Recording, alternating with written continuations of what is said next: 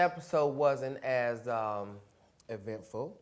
Yeah. As they normally It wasn't are. as adventurous as the past episodes, but you know, it'll do. I got to hear more of Portia's voice, and I see how they came up with her single Flatline. I know this ain't what I deserve.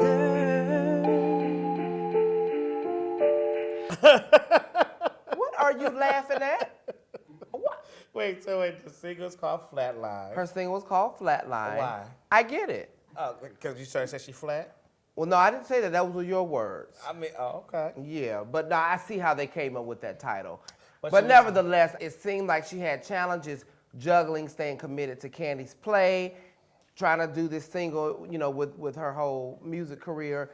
It seems as though she's all over the place trying to find her lane and establish herself as her own businesswoman opposed to being Cordell's businesswoman. So there, you understand what I'm saying? No, I understand. That's what I mean. I was getting emails from Lark, the stage manager, about you not coming to rehearsals. What? What rehearsal? While we talking about Candy, Candy had a therapist come over to talk to her and Mama Joyce. And the therapist actually had Candy step out. He tried to talk to Mama Joyce one-on-one. And it was some breakthroughs that kind of happened. You know, your daughter's engaged to a man that you haven't taken the time to really get to know. I think it's a defense mechanism, really. I think it's a front, Mama Joyce, you know, acting out and, you know, saying that she washes her hands to everything and we agree to disagree and all that. You know, I think she wants the best for Candy, and I think deep down inside she's actually very happy. Although she probably won't show that, but I really do. I think she might have had hopes and dreams of Candy marrying a billionaire or something like that. But, you know, we don't control who we fall in love with. Well, I hope that what you're saying is true. I do too. But we also have a deja vu of Peter and Cynthia. Cynthia goes up to bar one to talk to Peter about the fact that they might be losing bar one. I have 2 words for Peter and Cynthia as it relates to business. Patterns and pathology. Okay. Yeah. It seems like their history repeats faster than most traditional cycles. Well, you know what? But this time, from Peter's explanation, is not their fault. I got a letter last month from my attorney saying that the bank want me to pay them direct because the guys are in default. They haven't been paying the mortgage. Oh, no, it's totally not their fault. And let me say this, I actually relate. My very first salon, I had to close it because the landlord lost the building. The bank took over. The bank wanted to sell the building. I didn't have no choice but to get my little punk ass out. Right. It is what it is. It is what it Girl, is. get up out of here. You know, but what I will say, I mean, I know they taped this months ago. Yeah. I was just at bar one on Saturday. So Oh, it's still good. open. So it's still open. So they doing what they got to do. Yeah. So it's all good to go. Well, I tell you one thing, the fact that they always rebound on, you know, any obstacles that come about in their business ventures, it shows that they definitely have favor. There you Hence, go. bar one is still open. Bar one is still open. Yeah. NeNe went out to L.A.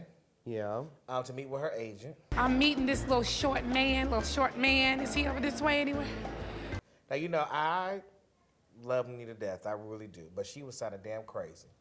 You know, I mean, I understand that she got some roles and she's done some things in L.A. But but you can't. Her agent was sending her a script. She was like, I didn't want to read it. We just passed on Mr. Box Office, Yeah, the what was Vivica Fox that? project with John Lovitz and Bill Bellamy. What didn't you like about that script? I never read it.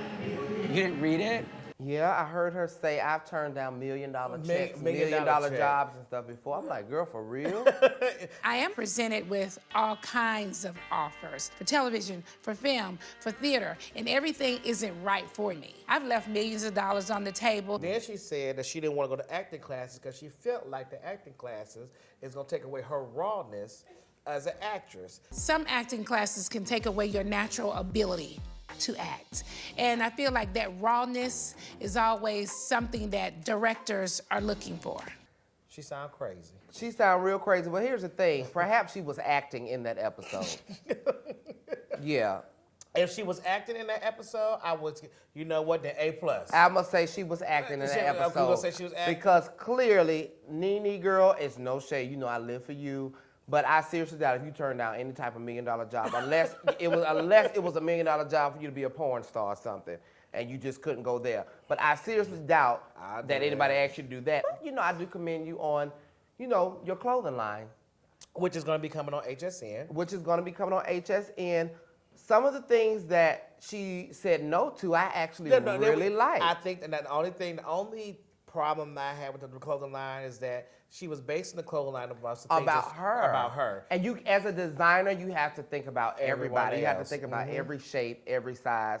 You can't just think about yourself. You can't think about what you would wear. Mm-hmm. Ralph Lauren, I'm sure he doesn't make a gown based off of if he would wear it or not.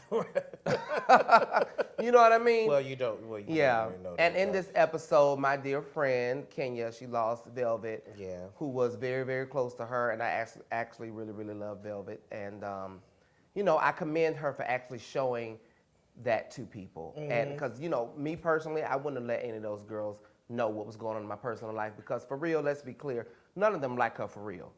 But the girls were there for us. Cynthia and Candy were there for her to support her, and I'm as a friend, I'm thankful that they were, because I was away, here taping, so I couldn't be there. But yeah, so that was the first episode. That was this week's episode. Yes, and I think that was, that sums this episode up. Yeah, it was boring.